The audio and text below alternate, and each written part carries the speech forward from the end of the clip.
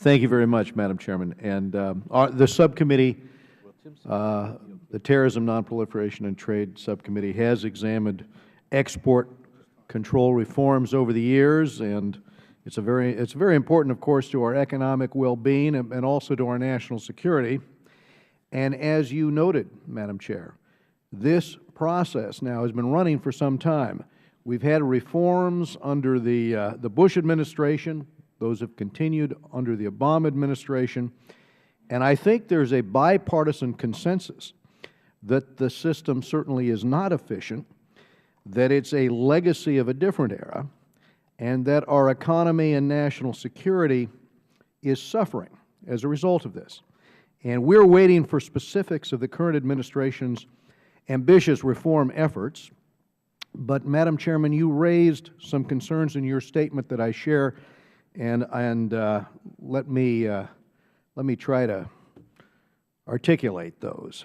The goal here, in simple terms, is to focus on the truly dangerous items.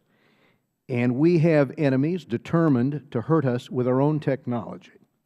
The challenge is establishing that focus, making a more workable system, bringing some measure of efficiency to this system, and we are operating in an ever more competitive and fast-paced world economy that, frankly, is leaving our bureaucracy far behind. So I share our witnesses' sense of urgency about reform. Whether satellites are treated as a military or commercial export is an important issue that I have raised, and the committee had hoped that the Defense Department's final report on the security implications of satellite exports would have been released by now. We're still waiting that release. Finally, I'd like to second one witness's point that printed circuit boards be treated as ITAR controlled, whatever the reform process brings. This is a very important point.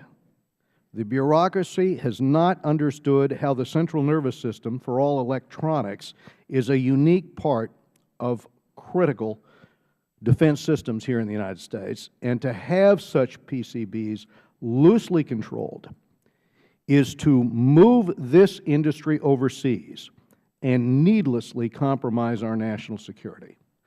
So I'd like to close with that point, Madam Chairman, and I thank you very much. I yield back the balance of my time. Thank you, sir.